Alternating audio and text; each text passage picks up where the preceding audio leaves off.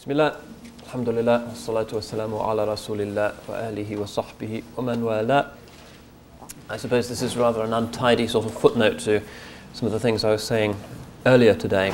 I just speak for about half an hour, trying to draw our attention to the only significant alternative to Islamic education, which is that of the modern secular Western paradigm, looking at some of its roots and exploring ways in which it might resemble or might rival the Islamic model.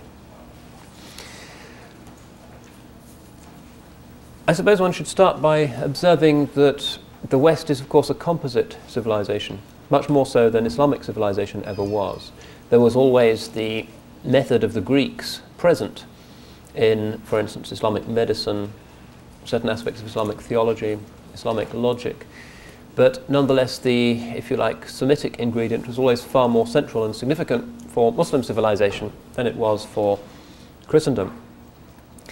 And classical Christian, that is to say pre-18th century writers on the subject of education, the people who laid the very distant foundations for what education has now become in the modern world, acknowledged that really they were stirring into this particular recipe three different ingredients. Firstly, there was Greece, particularly its theory of knowledge, the epistemology of Aristotle in particular. Also Aristotle's thoughts and Plato's thoughts on systematic education, on aesthetics, the theory of beauty, and also ethics.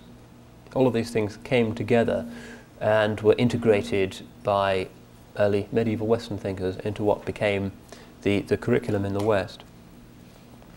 Second ingredient was the legacy of ancient Rome, particularly ideas of statecraft and law and good government. And the third ingredient, in some respects the least prominent, was religion, the Judeo-Christian story of morality and of faith.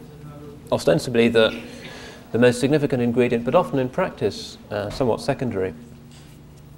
And this synthesis of Greece and Rome and the Hebrews continued to inform classicizing models of Western education almost until our own day. So the traditional British public school, for instance, would invoke these three dimensions in creating the educated Englishman.